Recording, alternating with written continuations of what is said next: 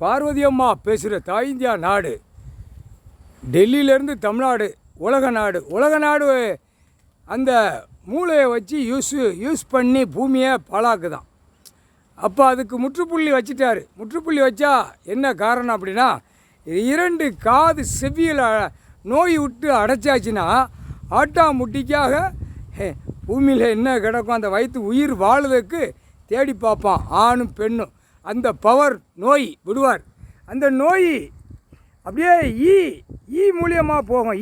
கொசுவு, புரியுதா? கறி திங்கல்ல, ஆட்டுக்கறி, கோழிக்கறி, பன்னிக்கறி, மாட்டுக்கறி, பறவைகள், விலங்குகள், கோழிக்கறி எல்லாம் அனைத்து சாப்பிடும். அது வழியாக அந்த 2 காது செவி அடைக்கணும்ல, அது வழியாக நோய் விடுதார். ஏற்கனவே ஆடு, மாடு, கோழி, பறவைகளுக்கு காது அவ்வளோக்குள்ளே தான் கேட்கும், புரியுதா? அது உள்ள கணக்க பவரை எடுத்து மானிட பிறவிக்கு ஏற்றுதார். 2 காது செவிகளை ஏற்றியாச்சுன்னா ஆட்டாமுட்டிக்காக மடிஞ்சிருவான். மடிஞ்சு போவான், அப்படியே கணக்கு முடிச்சிருவார்.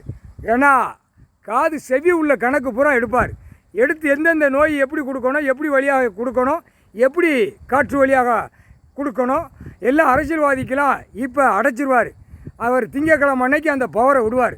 திங்கக்கிழமை அன்னைக்கு அரசியல்வாதிக்கு 2 காது செவ்விகளை அந்த நோயை விடுவார்.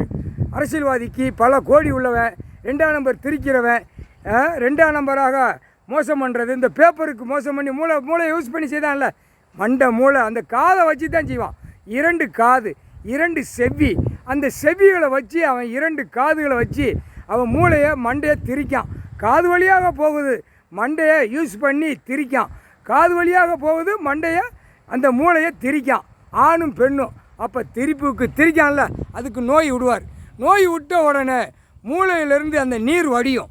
நீர் வடிஞ்ச உடனே 2 செவிகளும் புழு அப்படியே கதன்னு 2 காது வழியாக கொட்டும்.